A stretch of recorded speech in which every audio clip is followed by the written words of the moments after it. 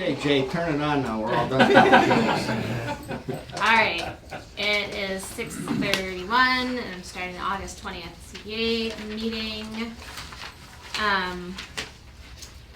Everybody get, there wasn't really anything to get, with the exception of the White Brook update and the minutes from last month. Changes or questions to the minutes from last month?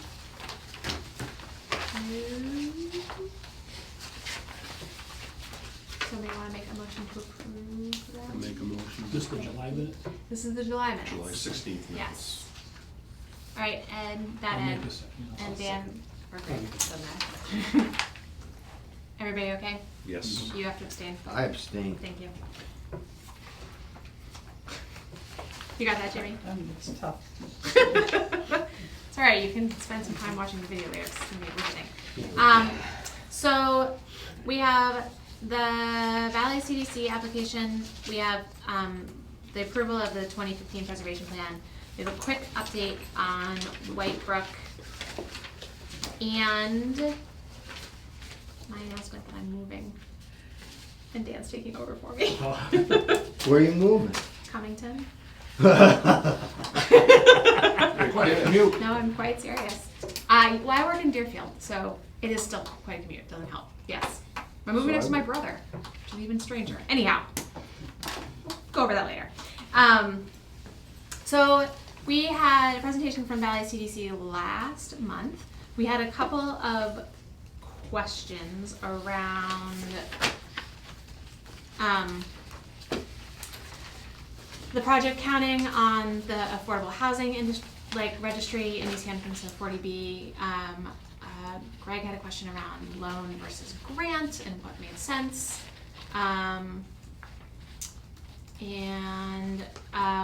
What type of administrative tasks would fall to the city if we were to go ahead with this program versus what Valley CDC would take care of. I think those were sort of the big ones.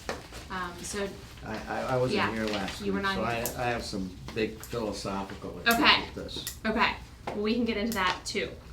But I know that Jamie looked into sort of what the city would end up dealing with if we move forward, and we have some answers around it counting on 40B, which it can't, because the restriction isn't long enough. It needs to be a 15-year restriction, and it's only a 5. Yes, but I know Jess maybe has some more answers for our questions. I'm not sure if I necessarily Yeah, do. okay. So, I mean, I will say, in the past, through our community development block grant program, city ran a similar program working with Valley using CDBG funding. So there was very strict CDBG protocols that needed to be had.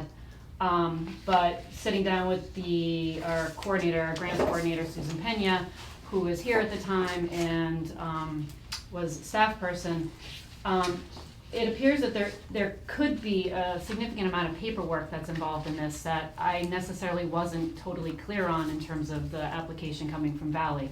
So I think that at this time, I do have some concerns regarding the staff impact and how much paperwork it's going to take.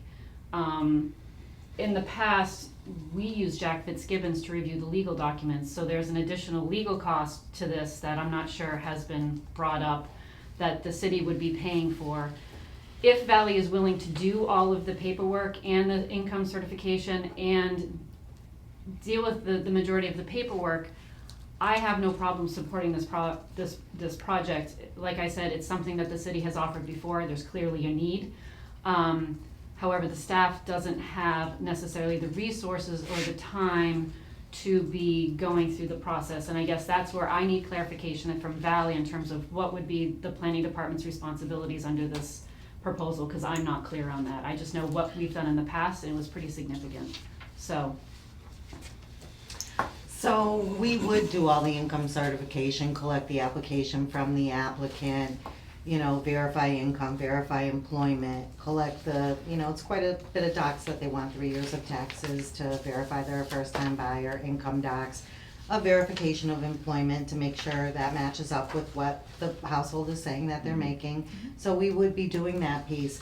I know that there are some documents, legal documents for recording a lien for the 5 years on Mass Docs. And we actually have some in-house from the CDBG program. So it could very well be a matter that we, take the CDBG out and, change the name of the program, and then could have those documents reviewed to make sure that they're acceptable to the town.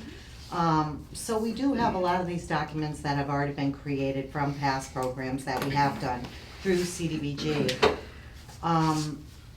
So we are willing to take that on. We don't have a staff attorney, you know that. So, there would be a burden to you to review the docs and make sure that you're in agreement with them, and that we're all on the same page and in agreement. But as far as the collecting of the applications and holding of the files, we would have them available for an audit. It's entirely up to you how much you want to get involved in it. We could submit every single file, all of the paper to you, or in other programs, we've held all the paper and we're just subject to audit. If somebody from the town wants to come over and review the files, they're there for review. And, we keep and maintain those files. Per the contract, whatever is decided on the contract, of course, until all loans were discharged. 7 years. If the contract said 10, then we would keep them for 10 years. And then we would have them, we'd hire a company come and destroy those records after the time period. Jess, are there other paperwork pieces that were not covered in what was just talked about? Again, I can only go back to the checklist that we used to collect the right papers and make sure that everything was in place. What the city did in the past is we had the DPL agreement, the promissory note, and the mortgage for the subsidy component all sent to the city attorney for review. So, I can certainly give you this checklist so you can just see the paperwork, and some of this clearly would be handled by Valley, but I almost feel like I want to sit down with Valley and get a kind of a clearer sense of who is doing what and what's their responsibility. Like I said, I support this project and I think it's definitely a need. I just I want some guidance, and I want it to be clear to me what my department's responsibility is going to be moving forward on this, and I feel like we need to have a sit down to discuss that paperwork. Okay. Absolutely. Ed? I wasn't here, but I went through the minutes in there. There are just things that jumped out at me. First of all, philosophically, I don't think that the city should be doing this, because I lost tens of thousands of dollars a few years ago because of bad mortgages. And just the fact is, if people can't come up with the money for a down payment, then I believe that they're gonna have a problem making the payments on the home. The next thing that I see on here is I'm looking at this, and at the $45,000 for the homeowners, and there's $30,000 in administrative support over 18 months to dole out.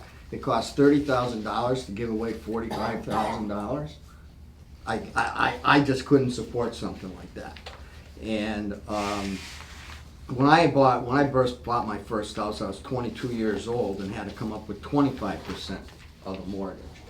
So I just can't vote for something like this. I'm not going to go on about it, but those are the base reasons that I see in there. That this does not look like a good idea to me. All right. Thank you. Other questions from folks who have had time to process and think about some of the stuff that we talked about? I always have a comment. I guess a couple of our questions. And a little it goes to what Ed had to say, because again, we only got this, I know that says the application was June 4th, but this never came to the committee till last month, so, because the June meeting was the Yes. community meeting, so this was Yeah. only discussed this one meeting, but when I kind of went over that, I guess, and I guess I know Ms. Campbell isn't here tonight, but like going over their expenses, I guess I understand they're trying to wrap all their costs into it, but why we would pay $1,500 for the executive director, who probably makes, I'm sure you could go on state website, because I know nonprofits have to file their top pay, why we have to pay her $1,500 to administer a program when she's working full-time. And again, Donna, I don't know what but it looks like 25% of your pay would be this program, maybe? It is very staff intensive. These are low, moderate income buyers and, No, I don't doubt that it's 25% of your Right. time, but again, that's the 12,000, but then, Valley CDC adds another 4,000 for your payroll, vacation, sick. I mean, they're gonna pay you that anyway, whether you're doing this program or not, I would assume, if you're working for Valley CDC. I don't know why the And- city would wanna pay those expenses. I mean, number one, but this is just one of them. The other thing I wanted to, so the expenses I have trouble with. The other thing is I talked to Melissa, the finance director today, and in fairness, I was away on vacation, and it's not fair, and I'll paraphrase what she said, but I'm in no way Yes. talking for her.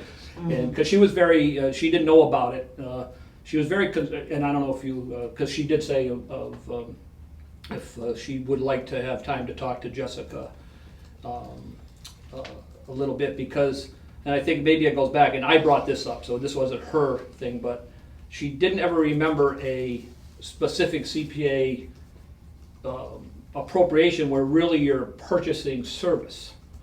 And if everyone has, and this is what I brought, this wasn't Melissa, we just went over the community center, which is, I guess, why wouldn't we have to, this is 30, if you went with the 30,000, that's still 30,000, wouldn't this have to go out to a bid?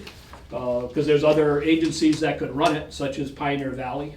I think they did our other thing, Jessica, didn't they, under the?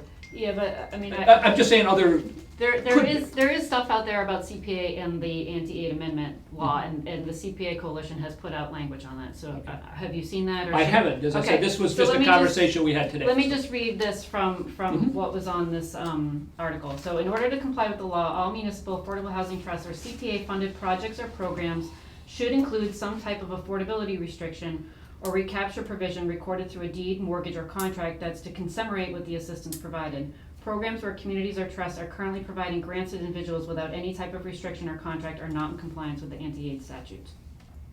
So it's buying that restriction. If you buy the restriction, or if the restriction's put in place under the CPA, that seems to be able to make it okay. Okay. Well, then if we're listening to what Jamie just said, unless they change the restriction, they don't have a long enough restriction then, right? I mean, or isn't that there's what you sort said? of- Can I clarify that? Yeah, Oh, there's- absolutely, Jamie. there's They're two two pieces. separate pieces. One's Mhm. for the restriction length of time to count on the subsidized housing inventory. The other is a restriction that would be commensurate with the amount of money that you're getting in order to not violate the anti-aid amendment. So you could have something that doesn't violate the anti-aid amendment, but still isn't long enough to count on the SHI. So again, this was just, again, I'm not in any way putting it, because I kind of dumped it on Melissa late this afternoon, only because I was away on vacation, didn't really have time, and she said she kind of would like some, and it sounds like Jessica wants time too. I mean, she said she'd like a little time to discuss it with Jessica and the grants director, or former grants director, I don't know, Sue, to see, how it would be. I mean, so that's the nuts and bolts of it. I guess I'll stop there for others to talk, then I kind of, because I have a few other items, but that's kind of on the contract. Jess, would you mind reading that one more time? The anti-aid. In order to comply with the law, all municipal affordable housing trusts or CPA-funded projects or programs should include some type of affordability restriction or recapture provision recorded through a deed, mortgage, or contract that is commensurate with the assistance provided. Programs where communities or trusts are currently providing grants to individuals without any type of restriction or contract are not in compliance with the anti-aid statute. So notice that it does not define what to commiserate with the amount of money being given is. I assume that's us, the city, to decide if we, so it's $7,500. Do we think that a 5-year restriction for $7,500 is fair? Let me just say Yeah. that for housing and rehab, when we do 15-year deferred payment loans, it's up to $35,000 under the CDBG program. So there is a restriction included with this program, and it is 5 years, which does not meet the threshold for the supportive housing count. or sorry, the subsidized housing count, which is 15 years. Yeah. Is my interpretation of that then that there has to be some sort of recapture provision? No, it's an or. So it's some type of affordability restriction or recapture provision. So you could do either one. So you could either recapture the funds at the end somehow, or you could put the restriction on and the funds are provided. So the affordability restriction would be like a vetting process specifically for, is that what would be an affordability? For restriction is I'm more familiar with housing rehab, so there's a, there's a lien that's basically placed on the property, and after 15 years, the loan slowly goes down over time until the 15th year, the loan is forgiven. So then the individual, if they stay in their house for 15 years, has basically been given a $35,000 grant for housing rehab. If they decide to move before the 15 years is up, they have to pay that money back, depending on where they are in that 15 years. 1/15 per year each. That's the each year. recapture, but can you do Right. something that doesn't have a recapture and still not be in violation of the anti-aid? Do something that doesn't have a recapture? That's right. It doesn't seem to be. It's either one or the other. You either have to recapture the funds or there needs to be a restriction in place. I guess that's what I was not understanding is what the restriction, if it's not a recapture, what a restriction is exactly. Sorry if Well, I'm. you dense record here, a but- mortgage and a note, and it's a grant, but it is a loan as well, and it's forgiven 1/5 per year, or 20% per year over the 5-year period. So See, if for they me, sell that's in a- for 2 me, that's a years, recapture. they have to pay some back. You That's the basically want recapture to, though, you so want can to you do it without a recapture? Right, That's you what want I'm to saying. basically prevent people from being able to take the money, for housing rehab anyway, take the money, rehab their house, flip it and sell it. That's why there's this payback provision. You Right, don't- so understand. Greg's asking specifically about what the affordability, like what does a 5-year restriction on the house mean? Well, housing rehab,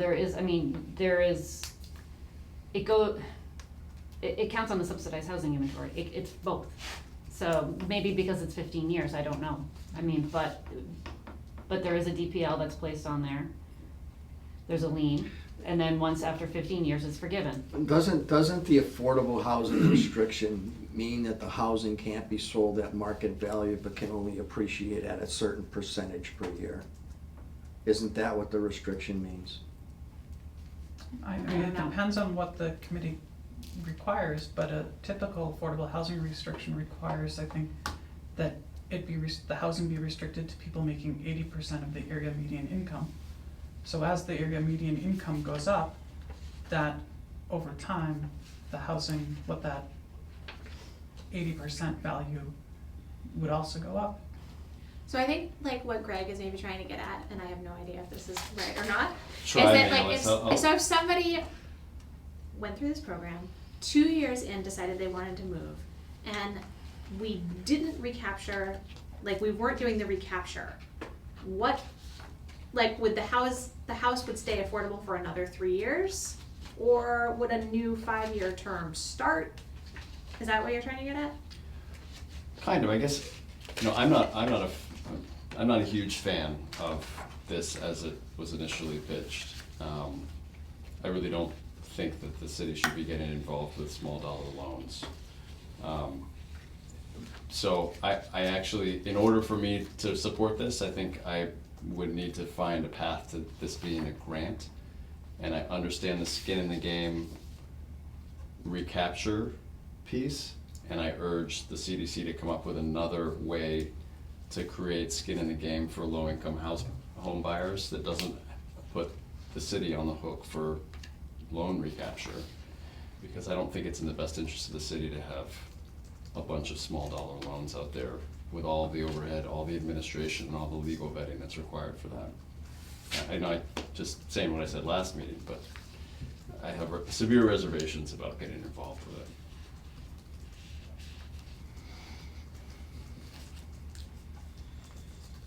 Other?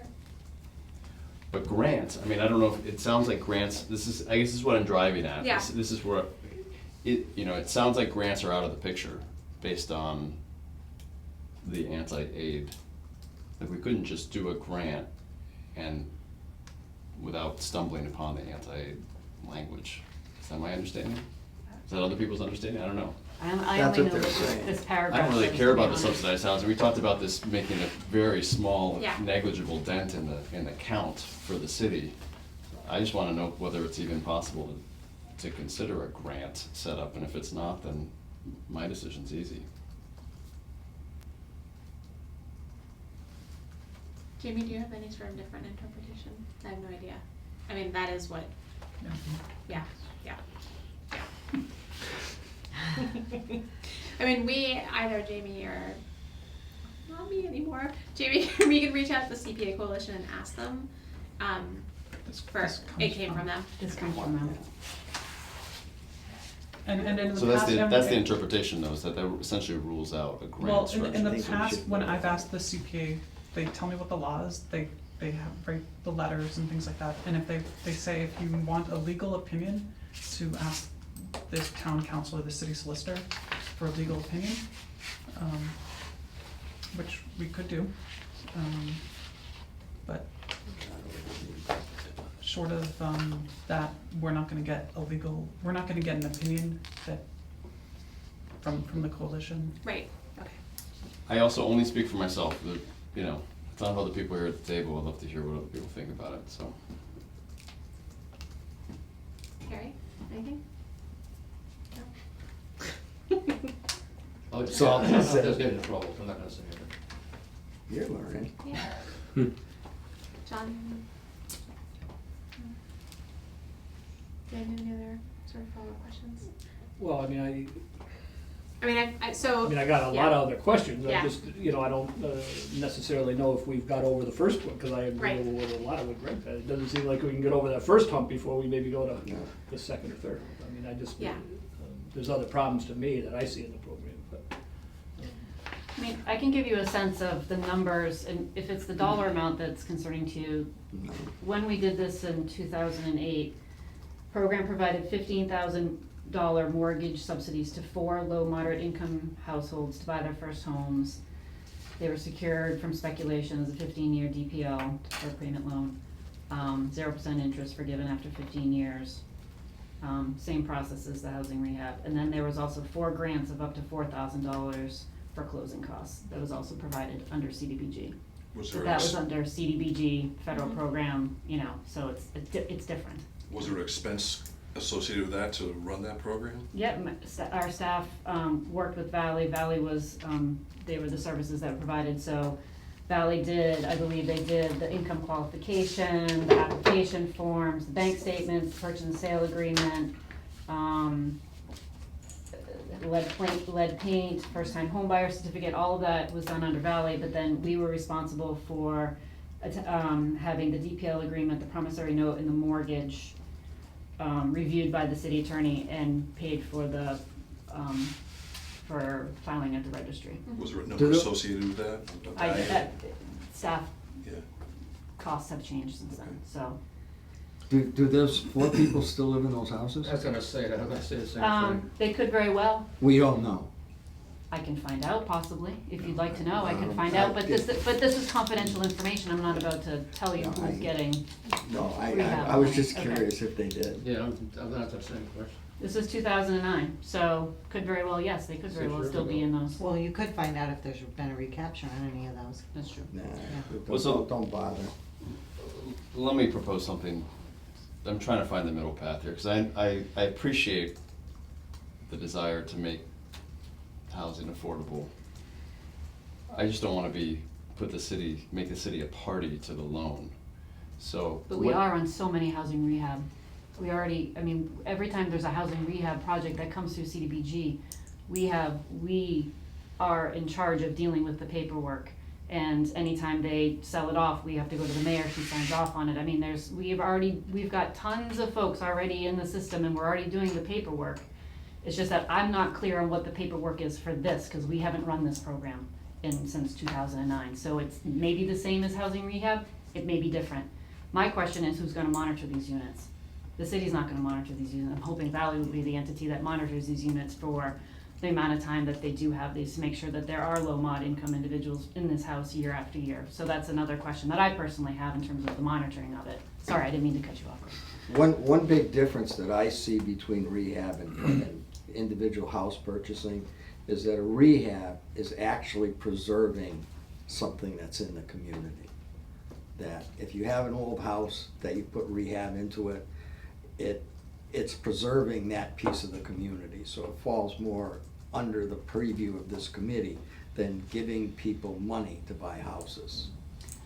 I don't know if you've seen the housing market lately in Easthampton, but it's upticking very fast, very quickly, and people are having a really hard time staying in Easthampton and affording to buy in Easthampton. We are in competition with Northampton right now. Northampton is driving people away because they cannot afford. They're coming to Easthampton. The housing prices have, just look at the market over the past 12 months. It's amazing. There are bidding wars now going on in Easthampton. So, you know, it's not easy to find a house under $200,000 anymore. A house that doesn't need $100,000 worth of work to it. So That's what the market is. that's what the market is. So if you want this community to become gentrified and have tons of people who live here who can afford to live here, that's one thing. But I think we have a really good, hard soul in this community of working class individuals that want to stay in Easthampton. And I would hate to see folks that have families here and have a history here get driven out because of the market. I understand where you're coming from, Ed, but I think you need to see it from the other side of the people who want to remain in here, maybe want to stay with their families, live next to their parents, and can't afford a house under $110,000 because they need a little, you know, a bit of a grant to get them over that hump. I think it's And worth thinking the about. high rents and student loan debt are also a barrier to people being able to save money for down payment and closing costs. And we're seeing people buy houses with mortgages the same amount that they're paying in rent. I mean, we're seeing a lot of individuals that this is the case, because the rents are very high here. That would be me. My family pays the exact amount as a mortgage as we do for our student loans. All right, so I'm not wanting to cut us off. However, I also feel like there's still a bunch of, I know Ed wants to vote and I'm not feeling that. Also, I'm gonna pass it on to Dan. So, but yeah, you get to run it next time. But I, like, Jess, you have questions you need to sort out. You have questions you need to sort out with Melissa. So I feel like there's still a bunch of pieces that we need to figure out before. What I'd like to propose is that maybe what we do is we have Valley and myself and maybe Melissa sit at the same table and talk about, and the mayor, and understand what the city's responsibility would be under this, because without the okay of the mayor, you know, I really can't do much. Absolutely. So I think that And I can pull up the documents we have, Sure. bring those along. That would be great. And, you know, that'll probably help too. And we did talk last time about not recording a lien, but it sounds like that you have to record something, so. Yeah, that You was one know. of the questions we had. So if you wanna maybe Yeah, touch base with me and try to coordinate something, that would be good. Is there, am I over, No, how does no, everybody else feel about that? I have no problem putting it off till the next meeting, but I will say that I agree a little with what Ed is saying of, this is a whole different program than federal dollars or state dollars. We're actually taking taxpayer dollars. A lot of people forget CPA money is taxpayer dollars.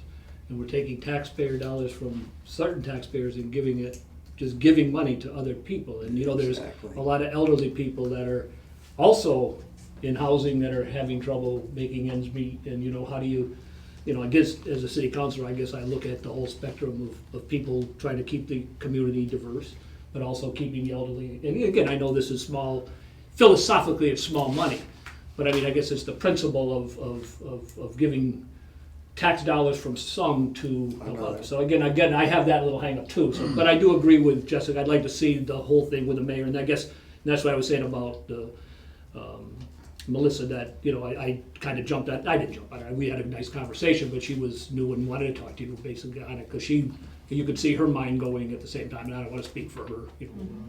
But definitely I'd put it off for another meeting. But I do also have that problem that you know, Question, anyone buying a house, wouldn't they now be contributing to the tax base? Yes. Yes, they would. I mean, I know you're giving them money, but in the end, they're also contributing to the tax base. People in the house now are paying the tax too, so. Housing affordability, though, has been an identified priority for the It is city. part of the plan, yeah. So this is not something that's just coming out of the blue. It's not an identified priority for the city. I agree, but I don't think this is the way to solve the problem. The So the Parsons philosophy project- isn't against Parsons- affordable housing and Parsons making project- housing affordable. Parsons project is the way to do it. It adds units, it Yeah. adds to the tax base, it builds the community up. Giving people money to buy a house, it just doesn't sit right with me. Right, right. And there's a lot of people that think the way that I do. I knew when I was a city councilor and I was in politics, is you heard about it all the time, okay? About giving the money away. And when you have a project, there's something in the end that the people can see. There's a mill pond project, there's a housing project that's built. People can walk to see it and say, that's where my tax dollars are going. You give somebody money to buy a house, okay? They don't see it, just like we just heard. It's confidential information. You don't know who gets it. You don't know where it goes. You don't know what house it is. That's what I have a problem with. And the reason that I'm requesting to vote, because I can't see if the census of this committee is close to mine, that it's going to be swayed by taking up the mayor's time, the city planner's time, and other individuals. I know that I'm not comfortable with it. I haven't heard any other strong opinions one way or another here. I know that, Greg, you've got questions. So, do we really want to spend more time on something that's probably not going to pass? And if it passes here, I don't think it's going to get through finance. I'll just make another comment. I agree a lot with what Ed said, and also on the rehab, because I've supported the rehab in the past. But I do see a big difference in rehab, because most of the time, and I know we've done some out of the districts, but most of them are in, these grants are for a specific district in town where you're improving the whole neighborhood. So it's not really the person who puts on new siding and makes the house look better. It's there whether they move or not. It's improving the whole neighborhood. Again, here, this is just Give it somebody money. helping 6 people, which is an admirable thing, but I guess I'm not sure CPA money is the proper way to go. So, again, if, Ed makes a motion, I certainly would second it to put it on the table, so, but again, I don't know about it, Yeah. haven't spoke what their feeling is, so. I'd like to see more information, I'd like to postpone to the next meeting and let the people that need to talk about it and decide if this is even a possibility. Yeah, I don't see it completely out of the I'm not scope thrown of away. what Yeah, I we're agree. here to consider. I hear what you're saying, you think it's a wrong-headed way to get to the goal of making housing affordable here in the city, and I understand that. I think there's nothing wrong with gathering some information and having a conversation to see if this has any further legs, otherwise we can end it. Just do you feel like the information gathering is burdensome? Half-hour meeting, should be fine. Just another day. Again, I would support that. I mean, again, I support Ed if he wants to make a motion, and certainly Oh, wait. I'm never a person that thinks more information is bad. I mean, the more information is. You? I love information. I know. I love information, so, and I think everyone should have a fair opinion. I do, before Donna leaves, before we close this, I just, I'm a little confused, Donna, it's Donna, right? Yes. Okay. Valley currently has these housing, like your whole calendar, I just went on your website, your whole calendar is in Northampton, like for, what's that program, that you're running, like, I think, I wrote something. Workshops for first-time homebuyers? Yeah, is that open to Easthampton residents? I mean, if They can. happen in So- East We, Hampton. we kind of move around from Florence to Easthampton, over to Amherst, so we cover this area. Right, so I mean, And there every is. third month, we're back here in Easthampton. Right, so I mean, some of what you're trying to do here could be done in these, I mean, I noticed every month it's full, I mean, it was, and the banks, you Full, did make a yeah. comment where banks are kind of getting away from it, but I noticed Easthampton Bank sponsored the May, Berkshire Bank the June, Greenfield Savings the August, People's Bank the September, Florence Bank the October, so the banks are still actively involved with these workshops, I would assume, trying to help people, and this thing you gave here was actually a result of that program, correct? So, I mean, there is ways for people to, and again, maybe it's not, because I think you said one person or 2 or 3, maybe Right. got it as opposed to Yeah. 6. But I just wanted to, My clients I didn't that know I if tried to it, get. I didn't know if it did seem to have a little bit of crossover, so I just wanted to ask that Well, before we that's close it. most of the bank loans require that educational piece in order to get the first-time homebuyer loan products. So it's a little bit different of a program. It's a bank requirement that, for the mass housing loans, the MHP, one mortgage requires the educational piece, and some of the banks require it for their own particular products. This program, it's not for folks that would qualify for Parsons. This is like folks between 60 and 80% who actually could afford to buy, that need to work on debt to income, need to work on saving for down payment and closing costs, and credit repair. So it's individual counseling program to help folks get there. And we are working with a lot of people in Easthampton, probably 25% of our clients. I didn't take a number today, and it's mid-year. Well, I'd have to look at the July numbers to see, what last year's numbers were to tell you. But we are serving a lot of folks in Easthampton and trying to help them get there. That gal's a good example, and she was able to take advantage of that grant from the Federal Home Loan Bank of Boston in order to get that house. And she was looking at moving out of the area to Holyoke or Greenfield, and I think it is important. And these are the sons and daughters of taxpayers, that want to stay in town because they grew up here, So I think that you would have some taxpayers that would support the program because they want to see their kids stay here and their grandkids stay here in town so that they can visit with them. Again, I appreciate the info, and as I said, I'm certainly. And, as try far as. Try to stay open-minded. I'll just say on Joanne, the $1,500 for Joanne, I mean, there's a lot of oversight policy, No, I guess. regulations. I mean, guess- they just keep piling on, keep piling on, I as you're understand that, but aware. I guess and I guess I'll use an analogy, if the superintendent of schools was gonna have a program run through the school department at night, I don't believe the superintendent of school is gonna want $1,500 extra onto her salary.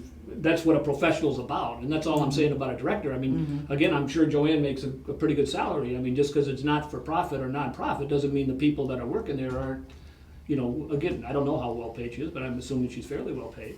I'm just saying, I think it's a little, to me, I don't know why the city of Easthampton should give another $1,500 to the director of Valley CDC. That's already working probably more than 40 hours, I would guess, in her job, So those are the type things that She bother never me. leaves the office. Again, I just brought that up. I just found that jumped out at me from the expense sheet, so. So I'm gonna, pending any Totally serious. agree, makes no sense. Alright, so pending any serious objections, you and Jess and Melissa can hopefully coordinate and have a meeting, and it will get talked about at our next meeting in September. And you won't be here And I will be here. because you're moving out of town I know. because you couldn't afford a house here. I actually was one of the people that we sold our house in 2 days. Yes. Jay Black? Great. No, Jay. Congratulations, that's Thanks. great. Yeah. That is fabulous. Well, it's not so fabulous. It's a lot of pressure. Maybe No, Maybe you should no. increase the price if it was 2 days. Yeah. Anyhow, yes. Okay. Thank you. Thank you. I'm just giving it September 17th. Yes, the 17th. Talk to Nina tomorrow. Yes, that sounds good. Get something together. So the other two pieces we have are the preservation plan approval and Carrie's favorite and Ed's favorite subject about the White Brook Middle School football field. Thanks for coming. Thank you. That was my favorite. Well, it's more Harry's Everything. favorite. So White Brook, Jenny, did you only send that to me? Yeah, I Okay, made, well, it's but I not- was too late, so I made Well, photocopies. it's not useful. For, I mean, um, thank you, but it's not there's useful. two separate pages, so So Jamie checked in with the school. the superintendent, Thank you. and she sent me to the new business manager, Yes. Dale Dorian, Whatever. who sent me these documents, which were Yeah, I already. the final page of the original bid, which has their bid price, and then this sort of renegotiated bid that has a breakdown of what they were proposing to change. But as you can see on the contract, the original contract, it's just the final dollar amount. Right. It doesn't, because of the way that the project was bid, they didn't have to bid out alternates or pieces. So there's no project budget associated with the original bid, and then you have this sort of deductions from the original bid. Yeah, Which is where they got to whatever the they got. $299. Yeah, so the original bid was $587, which was, I wanna say, I don't totally remember, $200,000 or something like that over what we had initially approved. So then they renegotiated and took out, modified, changed a number of pieces and got it down to $299. And so what Jamie was just saying is that we can see what they changed, but we don't have access to what the initial bid included. So that's why I was saying this isn't particularly helpful. It is sort of what we asked for. It is already a done deal, so we can't, it's not like we can really do anything about it. But we did have a conversation about trying to understand, like, basically what went wrong with the bid. Like, why was the bid so colossally over what we thought and what they told us it was gonna cost. Why didn't they scrap the idea and give us the money back? Yeah, exactly, That I don't know. That's what should have been done. exactly, So we didn't get what we paid for. exactly. So maybe we should sue the school department. Actually, we don't know if we got what we paid for it. 'cause Right. That's the problem. Yeah. So, I don't know if we can go back and ask them, Jamie, can we not, is the original bid like sealed and we can't see what, That was the bid, okay. I mean, No, it was just the dollar amount, which is the bid, yeah, okay. the way that You're this saying project was specs. bid. The Yes, specs of it. thank you, specs, yes. So The the original the spec. process here is the bid was accepted at the 580, no, it went back to I think the so, 299 yeah, or something like that. yeah. Process And- was somebody had a heart attack when they said Yeah. maybe And, seven. and now the work has been partially completed, is that the current status of this Looks like it project? doesn't have grass, but it looks I like think it's so. already down. Yeah, I have to go by there every once in a while. yeah, Weren't they supposed to put rolled sod down Yes, there? there's nothing on there though, it's just, I went by there 2 days ago, it was just dirt. I went by today, and it's just all dirt, and it So looked like far- they're still working. Looks like it's A week groomed a week more or ago, it was less. just dirt, yeah. Looked like they were still working on drainage, like white drainage. I didn't go down there, it was like white drainage. Only because people have asked me, and people that were in football, they thought they would have, Yeah, they were supposed to be By now. playing. they thought they were gonna be playing on it this year, and it That's- doesn't, I mean, that seems like I- a. Not gonna happen. Unrealistic. yeah. I've got something that I don't understand that happened here. Is a bid went out for with a specific thing, okay, for specific work to be done. And it went out for competitive bid. It came back in, and I don't know if there was one bidder or two bidders or five bidders or what. Now, when it was over cost, the scope was reduced, but it didn't go back out for bid. Is that legal? Yes, because you can do add alts, they're called add alts. So what you do is you have a base bid of what the project is that you want.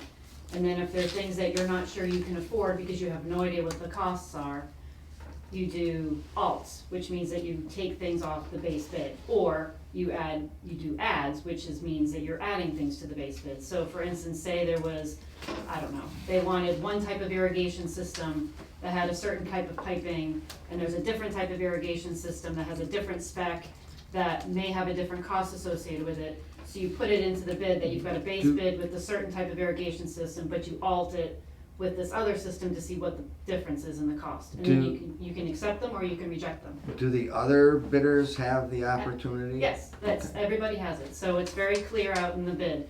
There's a base bid for a base amount, and then you have they're called add alts. So you can add to the project or alternate the project depending, and it's very specific, and there's specs that are on those add alts as well.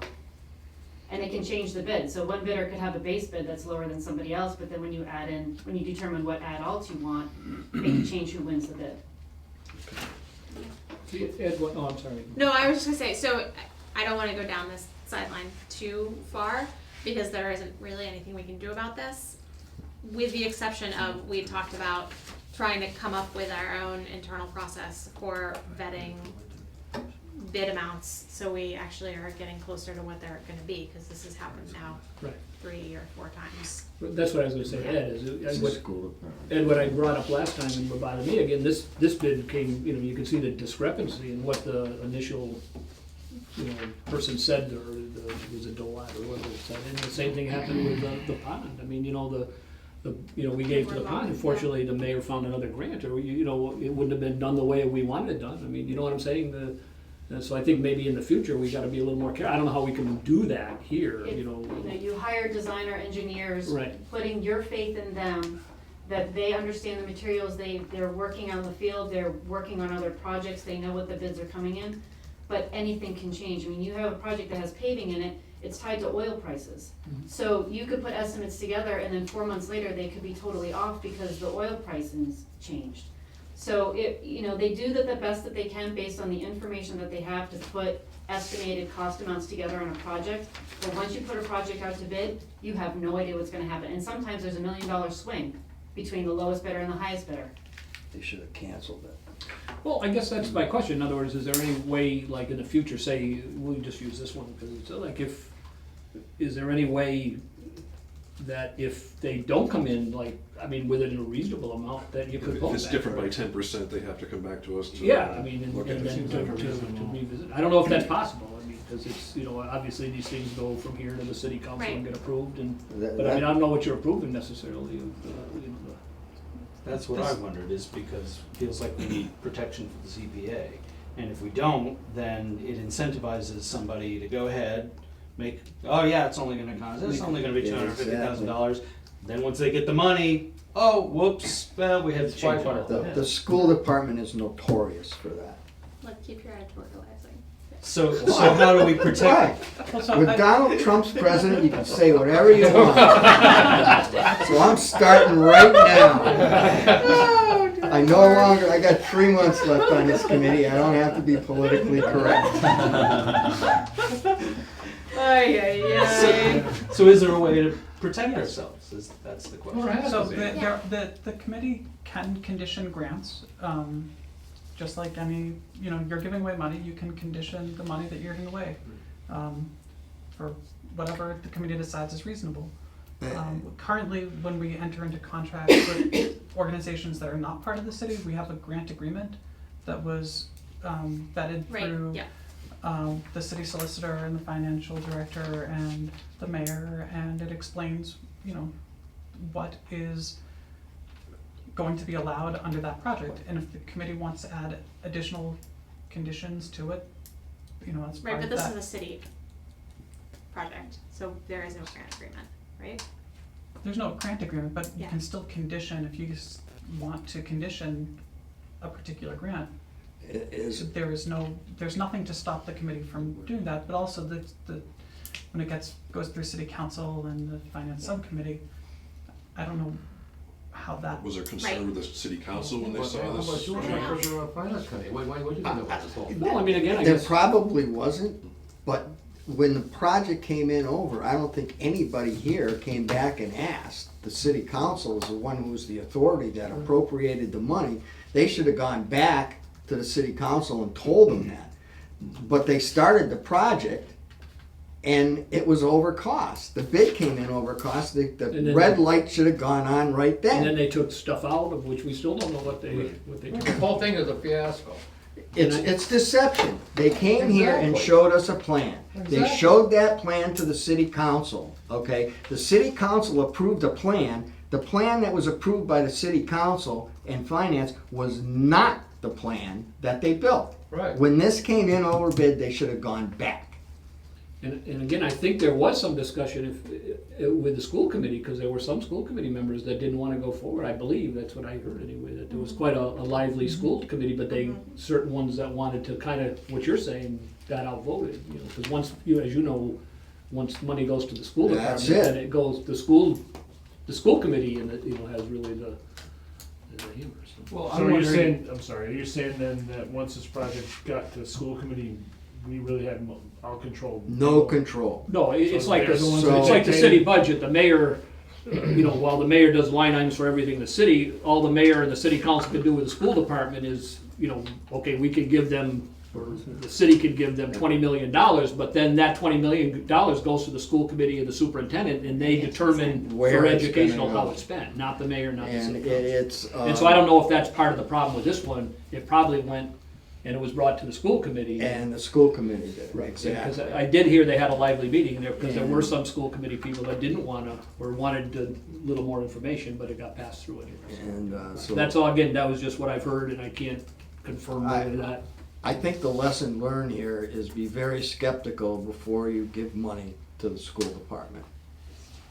Because you might not get what you pay for. So, let me ask a question that might seem obtuse, but is there any downside to having all of the monies that we're giving out have the condition that if something changes by, let's say, 10%, whatever, if it's more than 10%, you gotta come back and talk about this again? Exactly. That seems, Exactly. seems reasonable. You know, I really question when, in any other thing, I think you could do it, but the fact of the autonomy of the school department's finances, once you give them money, that's it. It's Right, in but that- so, school department notwithstanding, John's saying just in general, I Yeah, haven't a to clue, all- because yeah, is that something that would Yeah, I- pass through? Yeah, I mean, I guess, but in a sense, it probably would be something, I guess I would put it in as your recommendation to the city council, so then the city council could put it through, and certainly if the city council put it through like that, then they would have to come back. I guess I don't know if the CPA committee would have the authority to pull the money back, if the No. city council, say, approved it, or they came in, so I think that would have to be something, but I certainly think the city council, at least, again, I'm only gonna be on a few more months, but certainly if anything came to the finance committee that had and I don't know if 10% might be cutting it a little, but say Right. 20%, Right. whatever, pick a number. a 20%. Go ahead. Yeah, so what if the money is found, like in the case of the boardwalk? The bids came in way higher than we anticipated and what we presented to everybody, but we were able to find the money. Would an individual like myself need to come back and say, the bids came in high, but we're making it work anyway? I mean, I don't wanna hold, and just so from from my perspective, if I'm managing a project and I'm on a deadline, I don't wanna have to wait 3 weeks for the CPA committee to meet in order for me to move contracts forward, do everything that I need to do in order to get a contractor signed, PO signed, all of that stuff, all that paperwork in place. I don't wanna hold that up for 3 weeks because I want the CPA to say, go for it. So I just to Right, but throw that out. I guess there's a little difference, Jessica, in that you still did the project Yes. that the CPA approved. Correct. You So that's- you had to go out and get additional funding. What we're saying is a project, I definitely think, say the boardwalk had come in and suddenly you couldn't put in boat ramps. Right. I think there should have been something where that came back to the city council or, and said, oh, do we now want to go forward with the same project without boat ramps? That would be But know logical. that you're also not the only grant entity a lot of times as well. No, So- right. So, if that was the case, I not only would have had to give up the CPA money, but I also would have had to go back to the park program and say, and Right, then because- that blacklists Easthampton moving forward to applying for grants under the park program. So there's I'm just trying to put it all out there, there's repercussions to not making it work correctly if you have other grant sources coming But in. it seems like there could be ways to fast track something if there is an alternate that's proposed. Like, okay, we think we have an alternate way to get the monies, then it's like, okay, everybody checks it through, fast tracks it.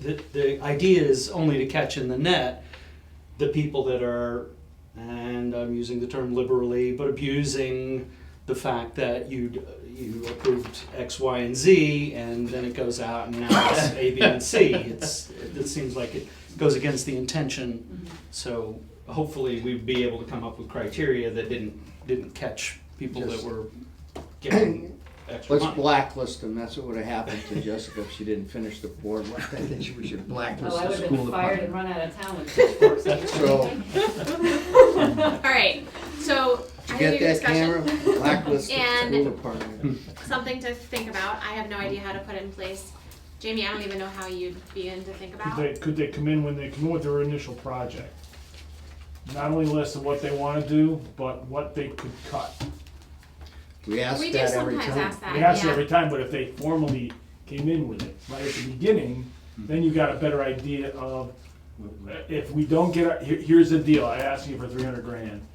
If for some reason I only get 250 and I gotta cut 50,000, or I got a list of things, there's 5 things on this list that we're gonna reduce out of it. So at least we know up front what's gonna happen, then you don't really have to come back in theory, right? I can remember asking those questions when these people came with this program, and nothing could be cut.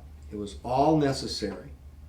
every single piece of it, the drain tiles had to be the same, and they had the drawings and everything, the layout of the design and everything, Yeah, and we that's got, what we it, got, we got solar bill of goods. exactly. Right. Don't trust the school department. Ed's parting words. So the one other piece that I promised that we would do is approval of the preservation plan. So it's what we did at the June meeting. We didn't really get any public comments, but Jamie then cleaned it up and made sure any editorial changes needed to be made. I reviewed it, not with a fine tooth comb, but I read the whole thing and nothing jumped out at me as needing to be fixed. I don't know if anybody else had substantial changes to it. I mean, we did this big process in whatever, 2012 or 2013. And so we've just been sort of updating it, making sure the numbers are accurate, and then getting lists from any of the committees that would actually give us lists about projects. And that it's they want still us the to do. same boilerplate. Yes, it is. So, unless anybody has serious objections, I'd like to make a motion to approve it. I'll second the motion. Thank you, Ed. Is everybody in favor? Aye. Thanks so much. So we agreed on abstentions? one thing. We agreed on one thing. I think we agreed on the other things too. Okay, so that is it. Jamie, did you have anything else that we needed to? Two announcements. Okay. September 25th is a open house and ribbon cutting for Parsons Village. Friday morning at 10:30 a.m. Convenient for people that work. Yep. Yeah.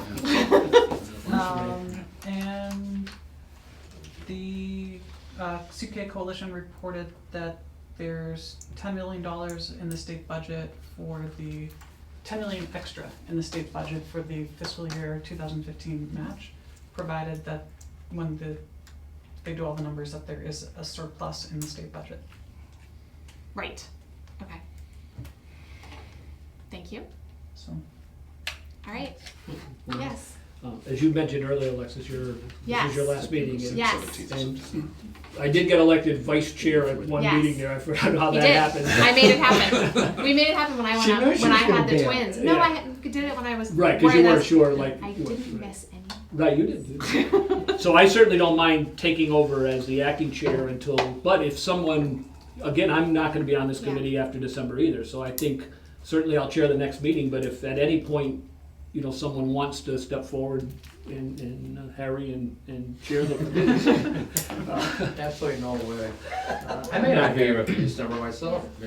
No, you know what I'm saying, I'm just saying that if someone wants to take it on or, I've only got 3 months left too, so. but I will do it Right. if the committee has, It could be a if the very committee has no large problem, I'll do it in audience. December, but if, I know, like Greg, you at one time thought maybe you'd do it, but you wanted a little more time to. Yeah, I had this conversation with Yeah. Alexis that I just took on little too much. significant board responsibility up at, in Greenfield, so. Okay. Again, I know you had said that maybe at some point you'd want to chair it, and I certainly would have no problem if you wanted to.